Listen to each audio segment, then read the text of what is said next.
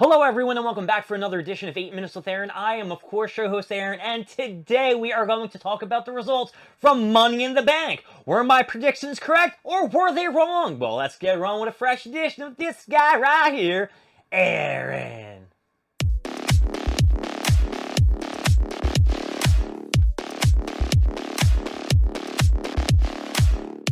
So as you can tell by my smile and my grin, I called that shit like it was butter on toast. Terrible analogy, but I was right about every single match. Well, give or take a little bit of leeway in the women's ladder match. I did say it was going to be between Naomi and Tiffany Stratton, and hey, one of them did win, but we'll talk about that in a second. Because first we got to talk about the men's Money in the Bank match. And guess who won, everyone? Yep, my prediction was correct. It was Drew McIntyre. Drew McIntyre was able to go over Jey Uso, LA Knight, Carmelo Hayes, Andrade, and Chad Gable. There were a lot of great spots by all these guys. Chad Gable was giving German suplexes to everyone. He gave a German suplex to a ladder onto Carmelo Hayes, I think, or maybe it was Andrade. Andrade pulled a crazy-ass spot on Carmelo Hayes. Carmelo Hayes, I think, pulled like some kind of flip and shit and smacked Andrade's head on the ladder. It was just insane. It came down to Jey Uso getting up to the top and Drew McIntyre walking in the ring, getting a ladder, throwing it at Jey Uso, knocking him down, and then he hit him with a Claymore, and then Drew McIntyre made his way to the top and took down the Money in the Bank briefcase. And he is your winner and my first prediction that I called. The second match was the Intercontinental title match between Sami Zayn and Bron Breakker. This match was really great too. I really thought that Bron Breakker was going to get the better of Sami Zayn, this guy right here, and get this shiny title. But Sami Zayn was able to hold his own. There were a lot of good spots. Bron Breakker is just insanely talented with the athleticism. He jumped on the top rope, did his classic Hurricane Rana. He did a Frankensteiner. He was doing like jumps and dives to the outside of the ring, like slamming Sami Zayn against the desk. Sami Zayn took a beating, and Bron Breakker was about to beat him.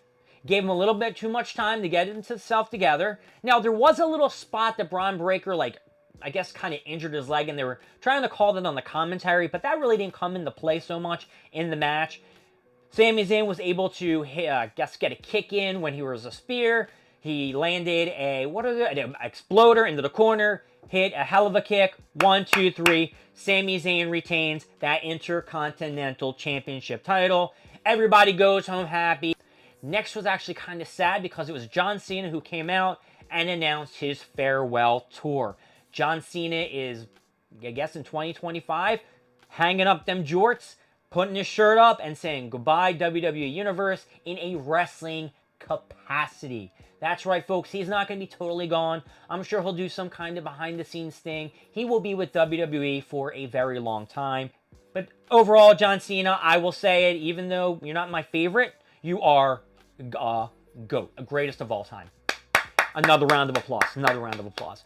The next match was the WWE Heavyweight title match between Damian Priest and Seth Rollins. And let me tell you, folks, Seth Rollins surprised the shit out of me. Now, I am not the biggest Seth Rollins fan, but Seth Rollins put so many new moves in his repertoire of wrestling holds and moves. It was great. He was doing springboards off the ropes. He did like a lion salt at some point, a modified lion salt. He was doing like flips and shit. I think he did like a off the rope swanton bomb.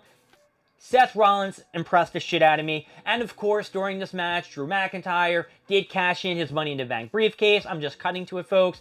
But the big thing was a botch. That's right, folks. There was a botch. Before Drew McIntyre came to the ring, Seth Rollins had a curb stomp, and they counted 1, 2, 3. Damian Priest did not pick up his shoulder on the 2 or the 2.5 whenever it was supposed to, or maybe it was a miscue from Drew McIntyre's music. Whatever it was very noticeable, and I don't know what to tell you. And after the match, you saw on Damian Priest's face how pissed off he was. To make a long story short, folks, oh, by the way, I was right about Sami Zayn retaining the title in that last match. Now, this match, boop, called it again. CM Punk stopped Drew McIntyre from winning the belt. And guess what?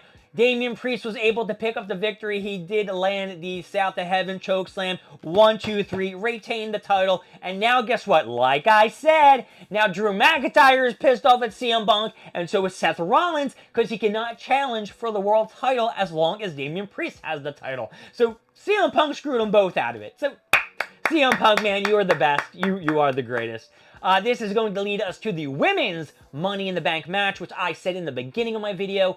They did fantastic. The women just were terrific. The spots were on point. Naomi did like these splits. Oh my gosh, I don't even know how Io Sky and Zoe Starks are still alive. They had such a big spot on the top of the ladder and hit the ground, and Io Sky just like plopped over like, I'm dead, don't touch me, I'm done. And that wasn't the only bad thing that happened to Zoe Stark. She also knocked her head in the beginning on a ladder. So Valkyrie, she had some nice spots. Chelsea Green had a lot of nice spots. Tiffany Stratton had a lot of great spots. They all had a lot of great spots. I don't know to name them all. But Tiffany Stratton pulled off the victory, and she is the women's Money in the Bank winner. And let's just lead into the final match, the Bloodline versus Cody, Randy, and Owens. This match, of course, was chaotic, spilled onto the outside of the ring. I was wrong. Jacob Fatu was actually in the match. I wanted to check out who was the exact participants on the Bloodline, because I know I kind of screw up on their names sometimes.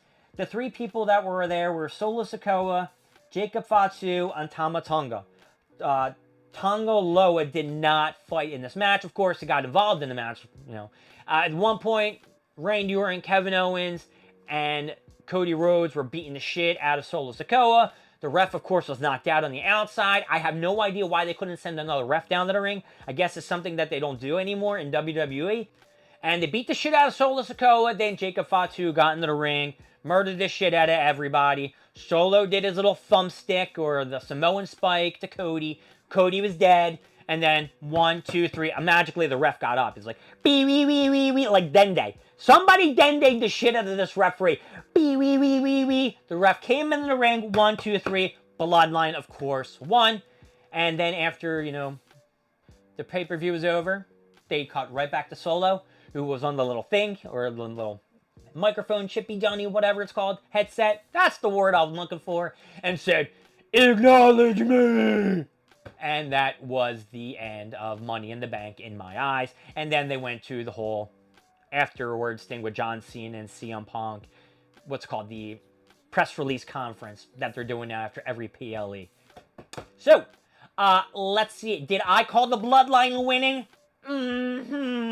So I guess that's another bing, bing, bing. That's 5. I am 5 for 5, folks. 5 for 5s. So, I guess I have to say, this pay-per-view needs to get an up or a down. Money in the Bank 2024. You are getting an up. That's right, you are getting an up. You kept me in suspense. You kept me entertained. And hell, you had CM Punk. So yeah, you're getting it up. My name is Aaron. Thank you for joining me at 8 Minutes with Aaron. I will see you next time when we talk about more stuff, more things, and of course, more me. Bye.